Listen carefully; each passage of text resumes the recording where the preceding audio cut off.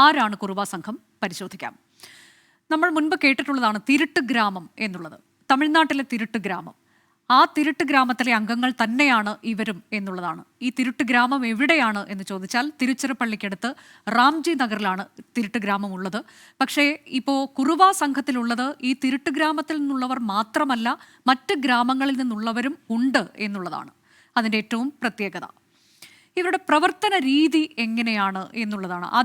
അതിലും ഒരു പ്രത്യേകതയുണ്ട്. ഇവർ സാധാരണ രീതിയിലല്ല ഇവരുടെ മോഷണ ശ്രമങ്ങൾ ഇവർ നടത്തിക്കൊണ്ടിരിക്കുന്നത്. ശരീരത്തിൽ എണ്ണയും കരിയും പുരട്ടും, കൂടാതെ മുഖം മറയ്ക്കുന്നു. മുഖം വ്യക്തമല്ല എന്നുള്ളതാണ്. ഒരു തരത്തിലും നമുക്ക് അവരെ തിരിച്ചറിയാൻ പറ്റില്ല എന്നുള്ളതാണ് പ്രത്യേകത. കൂടാതെ കുട്ടികളുടെ കരച്ചിൽ പോലെ ശബ്ദമുണ്ടാക്കും. അങ്ങനെ ശ്രദ്ധ നേടാനായി അവർ പലതരത്തിലുള്ള തന്ത്രങ്ങൾ ശ്രമിക്കും. അതിലൊന്ന് കുട്ടികളുടെ കരച്ചിൽ, മറ്റൊന്ന് പൈപ്പ് തുറന്നിടും. അപ്പോൾ വെള്ളം പോകുന്ന ശബ്ദം കേൾക്കുന്നു.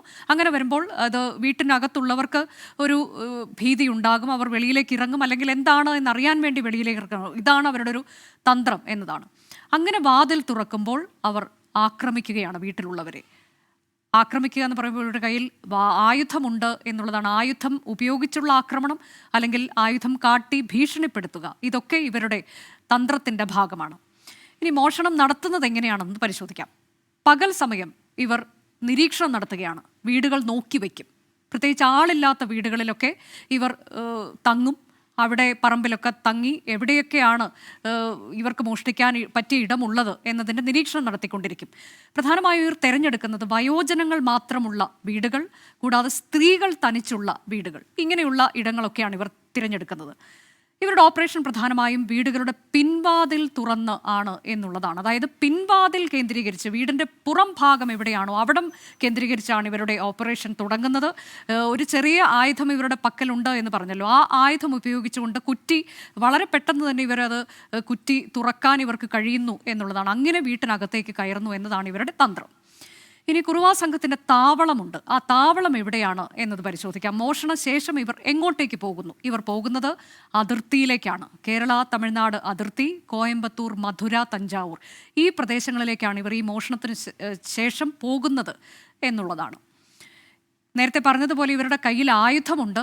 അപകടകാരികളാണ് ഈ അക്രമികൾ, ഈ മോഷ്ടാക്കൾ എന്നതും വളരെ പ്രധാനപ്പെട്ട കാര്യമാണ്. മോഷണ സംഘത്തിൽ സ്ത്രീകളുണ്ട്. ഇവരെല്ലാവരും ആയുധ പരിശീലനം നേടിയവരാണ് എന്നുള്ളതാണ് ഇതിലേറ്റവും കൂടുതൽ നമ്മയൊക്കെ പേടിപ്പെടുത്തുന്ന കാര്യവും. ഇവർ ക്രൂരമായി ആക്രമിച്ച് രക്ഷപ്പെടും. ഏത് തരത്തിലും ജീവൻ അപായമുണ്ടാകാനുള്ള സാധ്യത പോലുമുണ്ട് എന്നതാണ് നമ്മൾ ഏറ്റവും കൂടുതൽ പേടിപ്പെടുത്തുന്നത്. ക്രൂരമായി ഇവർ ആക്രമിക്കുന്നു, അവർ രക്ഷപ്പെടുന്നു.